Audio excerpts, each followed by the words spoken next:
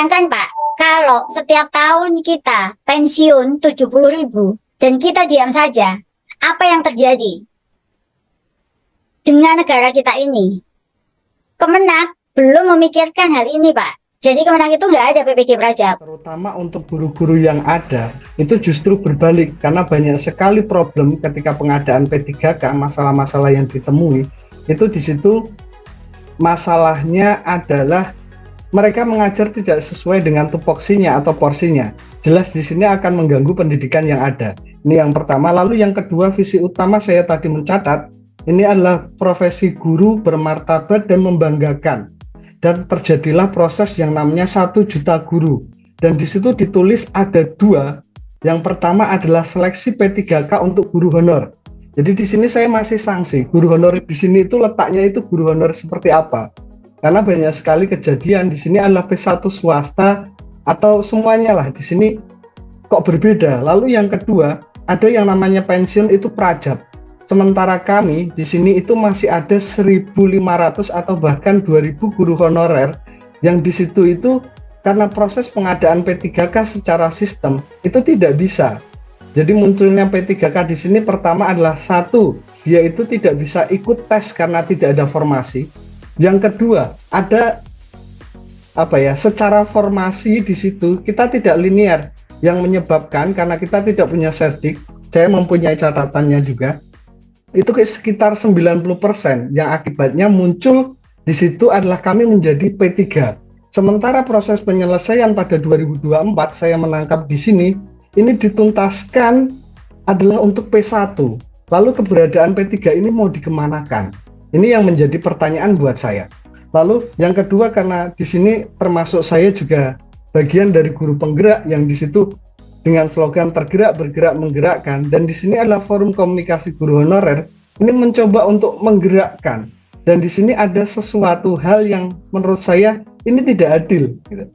Jadi kami tidak bisa ikut tes sampai saat ini juga, terus kami mau dikemanakan kalau seperti ini. Jadi pada saat pertama itu agama, kedua kalau saya adalah guru agama, lalu di sini sebenarnya nilai seperti apa sih yang digunakan dalam pengadaan P3K ini? Apakah kita hanya mengejar kuantitasnya saja, yang penting selesai, atau ada evaluasi terhadap pengadaan P3K pada saat awal, Ibu? Jadi harapannya itu ada evaluasi yang mengapa kami selaku guru honorer ini kok tidak bisa masuk atau ikut tes gitu. Jadi untuk tahapan-tahapan selanjutnya saya harapkan ya tes harus sesuai dengan porsi yang ada untuk mencakup yang namanya tadi guru honorer. Karena tadi saya menangkap juga 2025 atau 24 nanti pensiun kok malah diisi oleh PPG Prajab.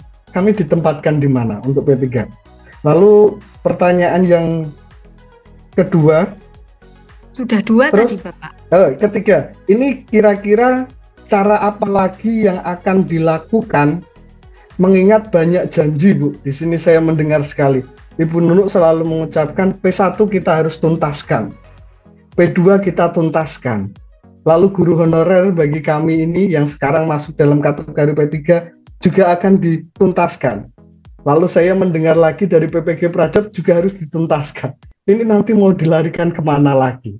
Jadi pertanyaannya seperti itu. Matur suwun untuk kata terakhir, karena di sini harapannya itu sama Bu, jangan sampai kami itu merasa cemburu. Ada sebuah pepatah, jika kamu sehat, maka kamu akan mengerti kegembiraan temanmu ketika merayakannya. Dan di sini saya sangat bangga sekali karena Bu Nunuk sudah berupaya untuk menuntaskan semuanya. Tapi jika kamu marah melihat teman sedang merayakan kegembiraannya, maka ketahuilah kamu sedang sakit.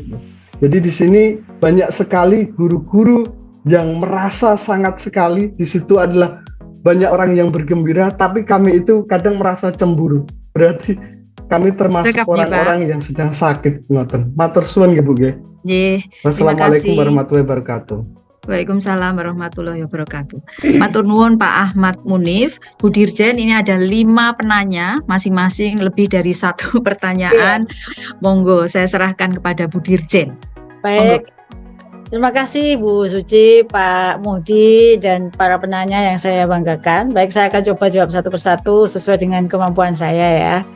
Pertanyaan yang pertama tadi terkait dengan saya ditempatkan di luar jauh. Jadi kalau untuk guru SMK, SMA yang di kewenangannya provinsi, di kewenangan provinsi itu lokasi penempatannya itu adalah kabupaten kota di provinsi tersebut.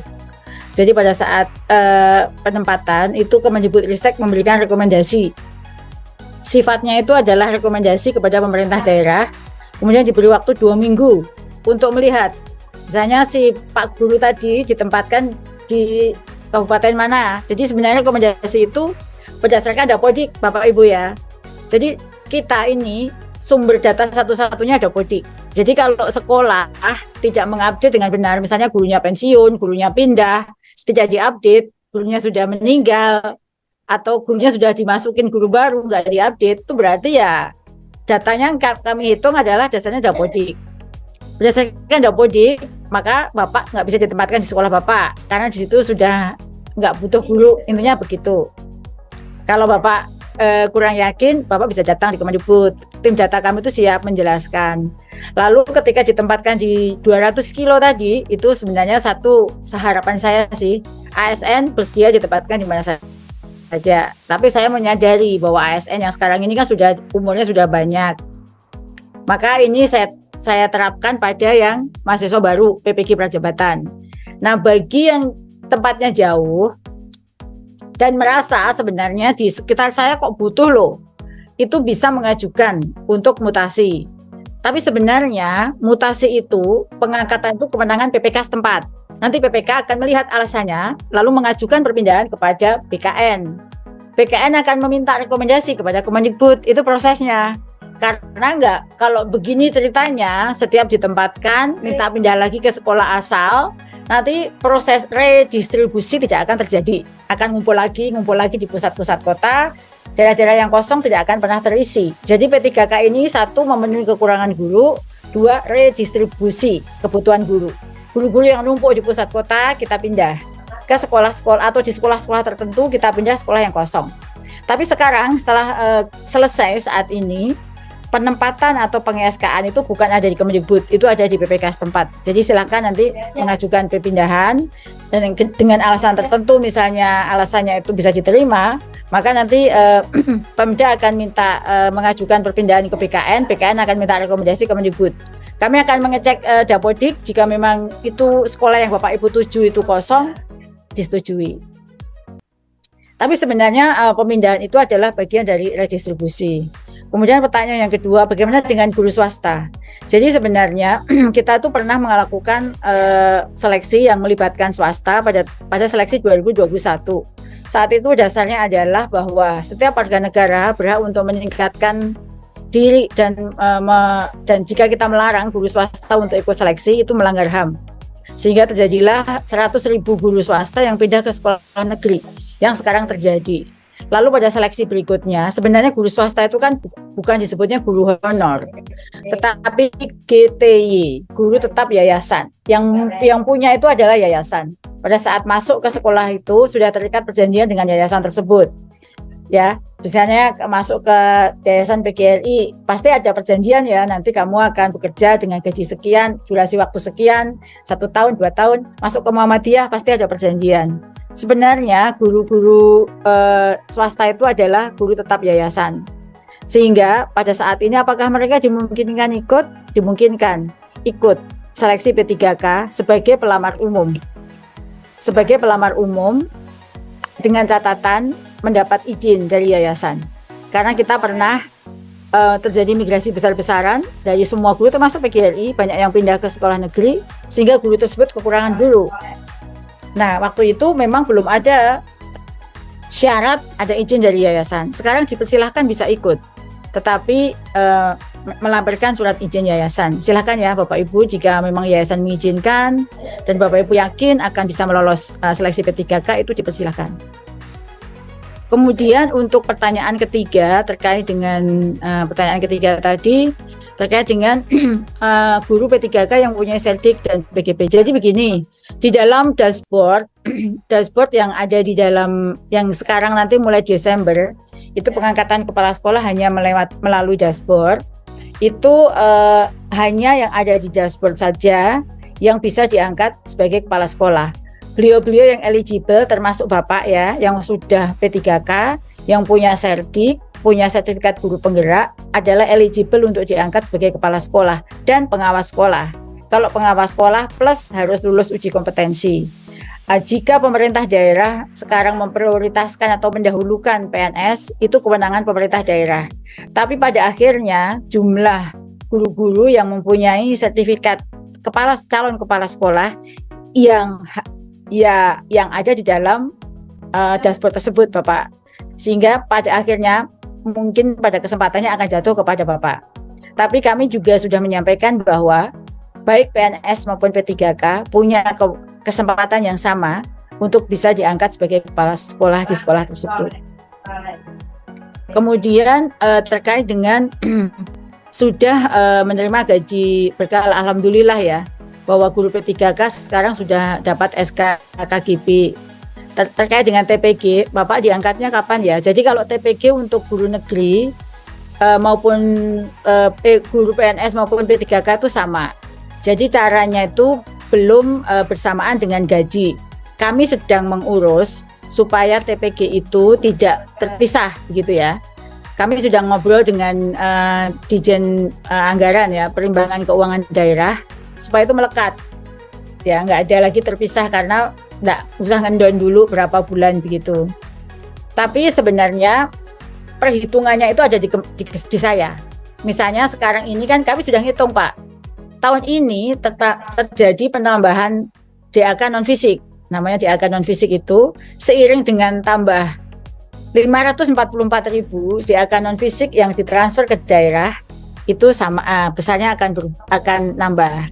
Dan tidak akan sama melekat dengan gaji itu baik kepada PNS maupun P3K. Ini memang yang seharusnya diperbaiki ya, supaya tidak lagi nunggu 3 bulan, 4 bulan gitu ya. Karena sebenarnya itu sudah ditransfer di DAK non fisik itu. Tapi kan memang perlu mentransfer ulang kepada rekening-rekening guru. Arah ke depan, kemarin pembicaraan kita dengan Kemenpan ya, minggu lalu saya rapat dengan beliau dan Pak Menteri. Keinginan beliau dan juga Kemenkyu, setelah itu kami rapat dengan Kemenkyu juga, supaya itu masuk ke rekening guru langsung gitu ya, supaya masuk ke rekening guru langsung seperti dosen gitu ya. Kalau dosen juga ada jeda sih, cuma jedanya nggak lama, tapi masuk ke rekening guru langsung dari Kementerian Keuangan. Ini sedang diupayakan Pak, jadi kalau memang belum melekat dengan TPG itu bukan hanya Bapak sebagai P3K, jangan merasa karena saya P3K perlakuannya beda, tidak. Semua guru sama, termasuk guru swasta ya. Guru swasta bagi yang sudah punya TPG itu kan juga dapat tunjangan 1,5 juta ya. Itu juga sama, tidak bisa langsung diterima di rekeningnya. Kemudian terkait dengan pertanyaan Pak Arief terakhir ya, bagaimana kelanjutan P3K masa depan. Pak, tadi saya sebut ya bahwa jumlah P1 itu hanya tinggal 12.000. Jumlah kebutuhan kita itu 300.000. Dan kalau kita mau melihat jumlah guru honor kita saat ini yang tercatat di dalam database Kemendikbudristek saat ini, itu jumlahnya sebenarnya ini. Kalau kita mau melihat jumlahnya, sebentar ya. Ini ya, mau saya tunjukkan nih. Ini yang saya paparkan di Kemenpan kemarin, bahwa sebenarnya jumlah kebutuhan kita dibutuhkan di sekolah negeri ini untuk formasi 2024 ya. Saat ini itu 2,1 juta guru dibutuhkan. Maksudnya tuh kita punya guru 3 juta, 2,8 ya. Dibutuhkan itu di mata pelajaran yang sekarang gitu. Sudah diisi oleh ASN termasuk P3K 1,2.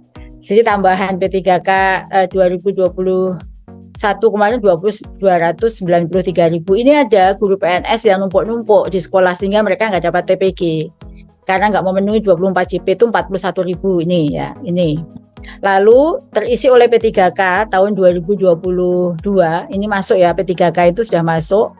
Kalau 2023 kan hitungannya mulai tahun depan ya. Ini sejumlah ini 250.000 kemarin. non ASN, non ASN adalah ini. Non ASN itu jumlahnya sekarang ini 529.000 Pak. Jadi kalau yang dihitung di swasta itu sebenarnya adalah GTY ya. Sebenarnya yang disebut dengan honor itu adalah guru-guru non ASN yang berada di sekolah-sekolah negeri. Itu jumlahnya 529.000. 529.000. Ada kelebihan 166.000 di sekolah-sekolah yang sekarang ini numpuk-numpuk. Ya, saya contohkan, ada satu sekolah di NTB itu guru kelasnya itu kelebihan 19 orang. Jadi di situ sebenarnya butuhnya tuh cuman 3. Sudah ada 3 ASN, butuhnya 3, tapi ada 22. Gitu ya. Kelebihan 19. Siapa yang ada di sana? SDP, anak saudara ponakan. Jadi semua yang biasanya kan begini toh, kalau guru-guru itu masuk dulu ngabdi, piyata bakti, nggak usah digaji nggak apa-apa. Yang penting saya dapat pengalaman. Setelah itu masuklah di situ, masuk diterima, masuklah dapodik. Sekarang mereka menjadi guru honor. Kasusnya seperti itu. Jumlahnya 529 Pak. Nah, kelebihan guru kita sekarang ini kekurangan guru itu 254.000 itu yang kosong.